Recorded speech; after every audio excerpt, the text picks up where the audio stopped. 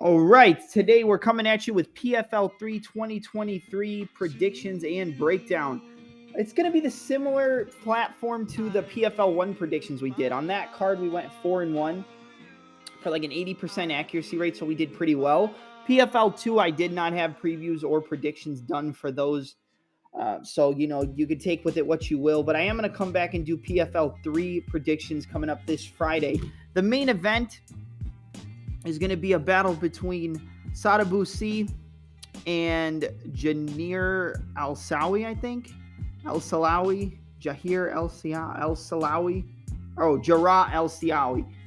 Or Salawi. Oh my God, I can't talk. But either way, I'm not going to break down that main event. And I know it's like, oh, well, why even break down the card if you're not going to break down the main event? For the PFL cards, here's what I'm going to do. I'm going to go through the entire card from top to bottom, and I'm going to pick around 4 to 5 fights that I really think need to be broken down and that I really enjoy breaking down.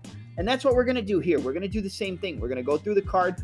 We're going to break down a few fights, 3, 4, 5 fights, and we're just going to go from there. And we're not going to touch on the main event. These predictions and this podcast will be shorter than the normal podcast episodes that we do.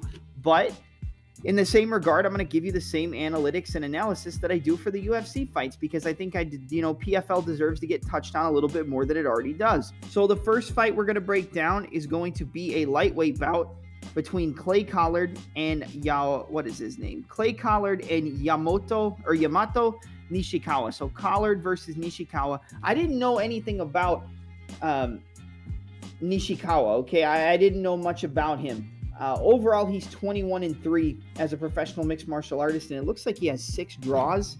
I don't know. Is that what that says? Yeah, he has 6 draws, 21 wins, and 3 losses. So 21 wins out of 30 fights, but only 3 losses. 6 fights went to a draw, which is actually pretty unbelievable when you think about it. And the kid's only 20 years old, fighting out of Sapporo, Hokkaido, Japan. But I looked at this kid's fights, man, and he's pretty technical. But the thing is, he's a wild man, and that's going to match up pretty good against a guy who was a PFL finalist, I believe, in 2021 or 2022 in Clay Collard, or Cassius Clay Collard, somebody I actually got to interview on the podcast before. When you look at Clay Collard, you're going to see a boxing-heavy approach, but he likes to mix it up pretty well between boxing and kickboxing. He was an MMA fighter. He went over to pro boxing, came back to MMA, had one of the best fights in PFL history against a UFC veteran in Jeremy Lil Heathen Stevens. They went back and forth. Collard won all 3 rounds. The thing with this fight between Collard and Nishikawa is he has very good body work. And I think that that's going to be something that slows down Nishikawa. Nishikawa is going to be coming forward. He's going to be throwing long combinations. He's going to be running forward, switching his stances, throwing straight punches, uppercuts, hooks, knees. He's very good at breaking off on angles inside the clinch. He likes to land his punch combinations and go into the clinch, which is something very similar to what Clay Collard likes to do. He'll touch, rip to the body, and then as he rips to the body, he'll come up top, land some knees up top to the head and knees to the body as well. The one thing I do like about Clay Collard is I think he's more technical and his striking is cleaner. But I think the fact that Nishikawa is such a wild man, that's going to make Collard want to fight back and get into a brawl and embrace the madness. And in that regard, I think that Nishikawa can actually catch Clay Collard. But I would say he has better striking on the side of Cassius Clay. Or should I say Cassius Clay Collard? He's got better striking than Nishikawa. I feel like he has a better overall striking game, but I think Nishikawa has a better overall mixed martial arts game. He's going to be looking to get Clay Collard to the ground. He's going to be looking to shoot those takedowns. He's going to be looking to work off of his back. That's the one thing I noticed about Nishikawa. He's very good at getting back up to his feet, likes to kick off on the hips, shrimp his hips, use the whizzer, use the overhook on the one side, stand his way back up. But even if he can't stand up off of his back, he's throwing up kicks, he's throwing back fists, he's throwing hammer fists up at your face, he's throwing elbows off of his back. Actually got a 5th round TKO due to doctor stoppage via elbows in one of the fights he had in Shoto fight. And I like his durability. I like his overall activity. I think he's a much more active fighter than Clay Collard, but Clay Collard likes to pick it up as the rounds go on. But I don't think that's something you can do in this fight, because if you give up 1 or 2 rounds, you're going to lose a decision. This fight is going to have to be, this is going to be a phone booth war, honestly. If I have to break this down, these guys are going to stand in the pocket, they're going to trade, and we've seen Nishikawa at certain points trade so much that he's gotten caught and gotten finished himself after hurting his opponent with a spinning back fist, I believe. He's got good straight punches, good kicks, good combinations, but the bread and butter for Nishikawa is going to be his takedown ability, his ability to be active off of his back with submission attempts, his scrambling ability to work his way back up to the feet. The submission threat for Clay Collard is very serious in this fight. Out of 21 victories, Nishikawa has 18 victories by way of finish, 14 KO, TKOs, and 4 submissions. 20 years old only. I mean, this kid has not been in professional MMA for very long, but he's very, very well-rounded in my opinion. I think that Clay Collard is going to be the much cleaner boxer, and I think the body work of Clay Collard is going to pay dividends in this fight. However, I think that the clinch knees of both of these men are going to be a problem for Collard and Nishikawa all in the same. And I think if Collard likes to touch, and rip to the body, he's going to have to worry about the knees up the middle from Nishikawa. Nishikawa has power. He's durable. He throws a lot of big punches. I do think that the durability would edge ever so slightly towards Clay Collard. We've seen him get hit with big punches, get rocked. We've seen him wrestle, but a lot of the times he only wrestles if he gets hurt or rocked on the feet. Mainly, he likes to keep it at a boxing range, work just outside a boxing range, and mix up his boxing and kicking combinations. Touch, rip to the body, lead switch kick, jab, right hook, left uppercut to the body, front kick to the body. He's a very side-on fighter, and that comes from that boxing-heavy style. He has a mixture of a taekwondo and boxing stance, a traditional martial arts stance, but when he gets into his combination flow, he changes back to more being heavy on the lead foot. But he can mix it up very well. Having that professional boxing background, his combinations are very, very solid,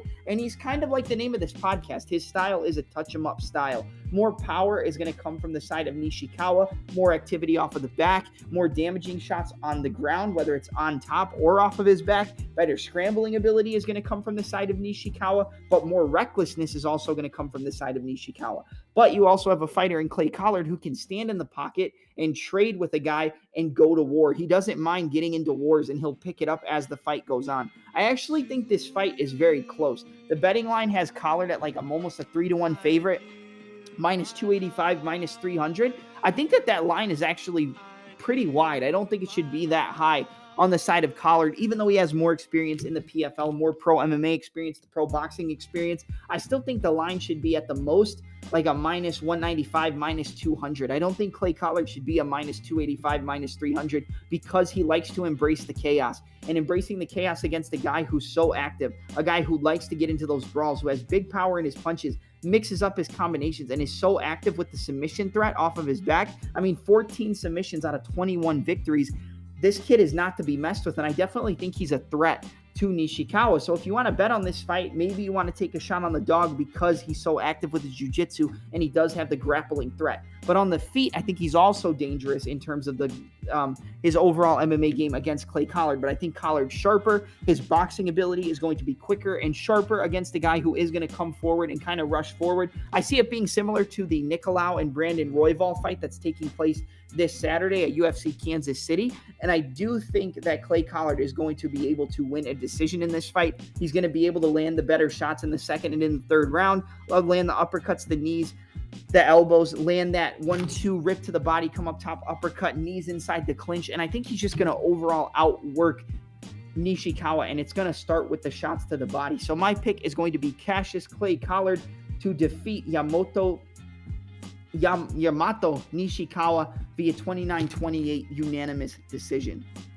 All right, and the next fight up that we're going to break down is a featured fight in the 155-pound lightweight division for the PFL between the 2022 PFL lightweight champion in Olivier Mercier going up against a PFL debutant, a former ranked UFC featherweight, and a phenomenal boxer and overall mixed martial artist, clean striker, decent grappling, in Hurricane Shane Virgos. This is probably the fight I'm looking forward to breaking down the most. I'm extremely excited for this fight between OAM and Hurricane Shane. I think that OAM, when you look at him, and I definitely did this during the tape study, he's a southpaw fighter. He doesn't necessarily change stance between southpaw and orthodox, but he will change stance with the Dustin Poirier combination, the little double jab, step forward into orthodox and come over the top with the overhand right. Dustin Poirier was the first guy to really make that a dangerous shot in mixed martial arts. Shout out to Dustin Poirier, shout out to Daya Davis.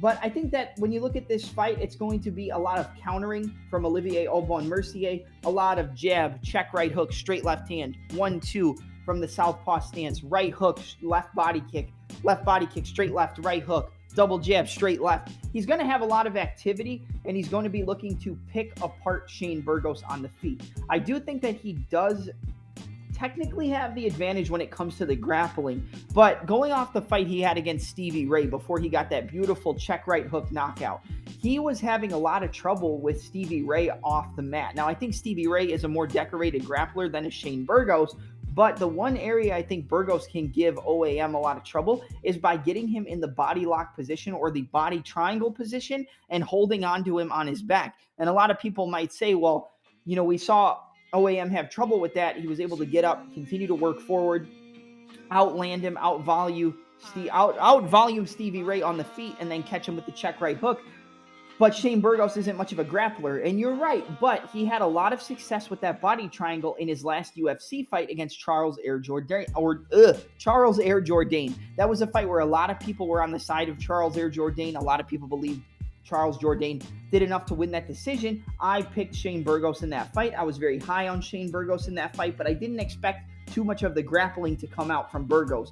But I do think that Olivier Mercier is not as reckless as a Charles Jourdain, and he doesn't throw himself into the fire as much. Olivier Mercier is a little bit more technical. He likes to keep it at a range, keep it at his distance, circle, use very slight lateral movement to try to cut off the opponent, square up the stance, and then come back with the jab, the 1-2, the check right hook to get off on the angle, the left body kick, the right hook to the left body kick. I think on the feet this fight is close, but I do think that the speed and technique overall is going to be on the side of Shane Virgos. Now you have to think also, he's a former 145er in the UFC, now coming up to 155 pounds in the PFL. What is the biggest difference when guys move up in weight, whether it's in the same organization or a different organization? The lighter guys tend to lack power, but they make up for that power with the speed. And I think that even though Olivier Mercier is very fast with the kicks, I think the boxing ability, the multi-shot combinations, and the low kicking ability off the boxing combinations of Shane Virgos are going to give Olivier Mercier a lot of trouble.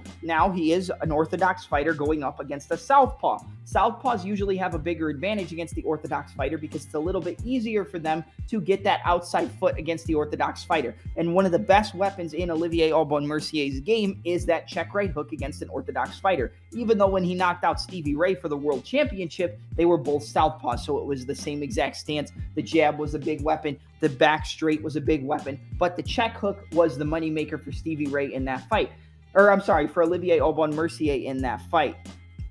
In the fight against Natan Schultz in the PFL for Olivier Mercier, he had some very good success with volume. He was outpacing Natan Schultz early, landing big punches. Everything he landed was everything he threw was pretty much landing. But the longer the fight went, he started to slow down. He started to get hit a little more.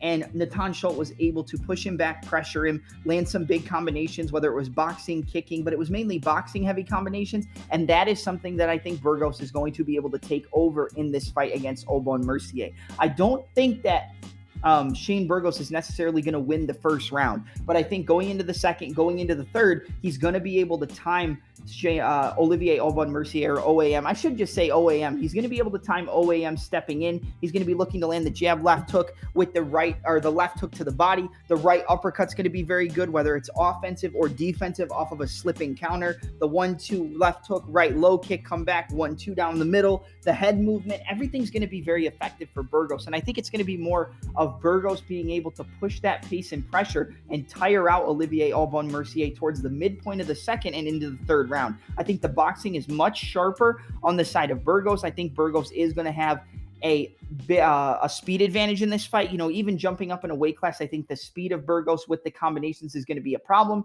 Neither of these guys are the greatest defensively, and we've seen OAM has a lot of power. We've seen Virgos have good power up to the head and to the body, like he was able to knock out Makwan Amirkhani, work the body, work his way back up to the head. I think that this fight is very close, but I am going to lean ever so slightly to Hurricane Shane Virgos. I think the boxing is cleaner.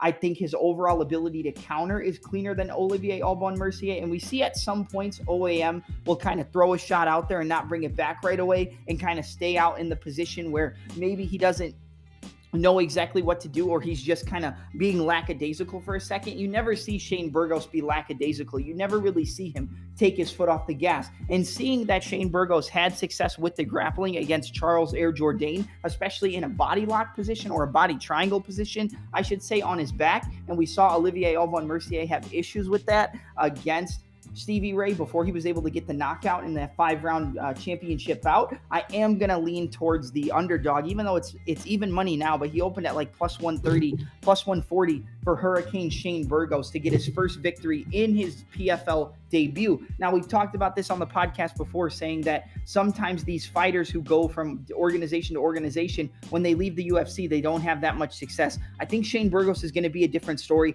I like his technical ability. I like his defensive ability. I think he's sharper. I think he's faster than Olivier Mercier. I think he has a more well-rounded game than Olivier Mercier, and his technique is a lot sharper, mixing up the different disciplines on the feet with the boxing and the kickboxing. And I think the speed is going to be a big advantage, and the left body shot from Burgos is going to be able to wilt Olivier Mercier later in the fight. I do think it goes all 15 minutes, but I could see a late TKO in the 3rd round for Hurricane Shane. But I'm going to go with Hurricane Shane Burgos to defeat the 2022 PFL lightweight champion in Olivier Mercier via a 29-28 unanimous decision in his PFL debut.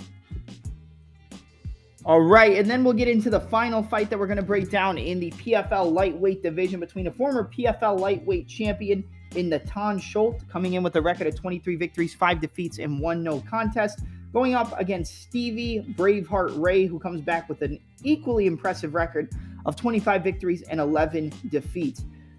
I think that this fight is pretty self-explanatory in terms of the way that it's broken down. I think Stevie Ray 100% has the advantage off of his back on the ground. I think that he has the advantage in locking up submissions, going for leg locks, working from the guard, looking to lock up arm bars, triangles, looking to transition to the top position, looking to sweep from the bottom with the Ashigarami leg lock game, setting up heel hooks, foot locks. He's going to have the advantage off of his back. He's going to have the advantage on the ground. I think Natan Schultz has the advantage with the wrestling, but Stevie Ray is also a very good counter wrestler. When the opponent comes forward, pressures forward, he gets those takedowns, and he's pretty successful with them as well. But when I look at this fight, I think Natan Schultz has such a big advantage against Stevie Ray on the feet. He's explosive from equal stances in orthodox and southpaw. He's got good straight punches, good uppercuts, good knees inside the clinch, good elbows. He's got good trips inside the clinch as well, which I think can play a big factor against a guy in Stevie Ray, where he's going to get in those clinch positions. He'll work the inside, the outside trips, and he'll be able to score takedowns. But I don't think Natan Schultz is going to want to play around on the floor. So even if he gets those takedowns, I don't expect him to entertain the grappling, whether he's on the bottom or on the top. And the one place he doesn't want to be is on the bottom against Stevie Ray, or on the top, because the jiu-jitsu, the submission attempts, the guard game, the sweeps, that's all going to be on the side of Stevie Ray. Natan Schultz is going to be the much cleaner striker. He's going to have more technique on the feet. He's going to have bigger power with the punches. But we have seen Stevie Ray drop opponents like Alexander Martinez with a straight 1-2 right down the middle from southpaw. Natan Schultz switches stances. He's got good inside and outside low kicks. The calf kicks against the guy in Stevie Ray are going to have to be thrown with a little bit more caution than in some of Natan Schultz's other fights, because you don't want to overthrow the calf kick and allow Stevie Ray to shoot in on a takedown. You don't want to overthrow on the calf kick and potentially get yourself caught in the Imanari roll, the Ashigarami game. You don't want to be anywhere near the jiu-jitsu of Stevie Ray, because that's putting the fight in his wheelhouse. But I think Stevie Ray is a little bit clunky on the feet. He does have decent striking, but I think Natan is much sharper and much cleaner. But he has had trouble with people who pressure him and throw heavy volume. But Stevie Ray's not that guy. He might pressure you. He might try to walk you down. But it's more to land just a couple punches and then go to his grappling and wrestling upside, or allow you to go on the counter of the punches he throws at you and then allow him to counter wrestle and work his superior wrestling and jiu-jitsu. I think that this fight should heavily go towards the favor of Natan Schultz. I think technically, I think an overall MMA game, Natan Schultz has the advantage. You also have to look at Stevie Ray. He's had some recent personal issues, which I don't think is right to get into on the podcast. He's had some personal things that he's been going through, and I think that does weigh heavily on a fighter going into big fights. But I also think that does bring fighters extra motivation. So he might be coming in here with the motivation to fight to win, which I always think Stevie Ray's going to do that anyway. His nickname's Braveheart for a reason. He's never out of a fight until he's out of a fight. But I am going to have to side with Natan Schultz to get the win here against Stevie Ray. I think he's sharper. I think he's cleaner on the feet. I think he has the ability to touch up Stevie Ray with heavy volume combinations, multi-shot combinations, big volume. He's got bigger power on the feet than Stevie Ray, but he has the clinch trips, the takedown ability as well. However, Stevie Ray does have the grappling, does have the work off of his back, does have the sweep ability, does have the leg lock, does have the Ashigarami game to threaten with submissions, and he has decent striking in his own right. But I definitely think if the fight stays on the feet, if it stays in boxing or kickboxing range, then that would go towards Natan Schultz heavily. I think he should be heavily favored on the feet. We saw him get knocked out in Stevie Ray by Olivier Mercier for the lightweight championship, but he did make it to the finals, so you can't count out Stevie Ray, because in his first PFL season, which I believe was last season, it might have been the season before, I mean, the guy's always fighting to win. He won a decision he lost a decision against Alexander Martinez in a very close fight, but he's still going to be fighting to win. I think the straight punches, the multiple punch and kick combinations, the technique, the calf kicks, the clinch trips, that's all going to be on the side of Natan Schultz. And I think that Stevie Ray is open and very hittable on the feet. And I think we're going to see Natan Schultz switching stances, walking down Stevie Ray. I think he'll have a hard first round because I do expect Stevie Ray to at least get 1 or 2 takedowns. But I think Natan Schultz get-up game, his ability to use the overhook and shrimp his hips in and whizzer, stand back up to the feet, work his way back to the middle of the cage, and then go from there. I think Natan Schultz should be able to piece up Stevie Ray on the feet, survive some danger, and eventually catch Stevie Ray with a big shot and put him out. So I'm going to go with Natan Schultz to defeat Stevie Ray in his first fight of the PFL 2023 season, and I'm going to go with the win via a second round TKO. I think he's cleaner and has more power on the feet. He switches stances. He's a big pressure fighter, and he seems to up the volume and up the confidence the longer the fight goes. He builds and builds and builds until he takes over, just like in the Olivier Mercier fight. And I think we're going to see a similar thing here against Stevie Ray, where Stevie Ray is going to have a good early round. He might get some takedowns. He might use some good counter wrestling, but the longer the fight goes, Natan Schultz will be able to stuff those takedowns, work from the range he wants to, which is on the feet in the kickboxing and boxing range, and then piece up Stevie Ray with some big combinations, catch Stevie Ray with a big shot, and put him down. So my pick is Natan Schultz to defeat Stevie Ray via third round TKO. Or you know what? Second round TKO victory. That's going to be it for my PFL 3 2023 predictions. I might add a prediction in here for the Alexander Martinez and the Roush Manfio fight, because I do think that fight deserves to get covered. But for now, this is what we're going to be working with. So I've got Natan Schultz by TKO. I've got Shane Burgos via decision. And then I've got, what's the other fighter that we're missing? I've got Clay Collard via decision as well in the 3 fights I decided to break down. But if you want more in-depth predictions for these fights, let me know. I just haven't had time to go through the entire card because of the UFC Kansas City coming up and all of the recent videos I've been putting out on my YouTube. But I am going with Natan Schultz, Shane Burgos, and Clay Collard in my top 3 fights of PFL 3 2023.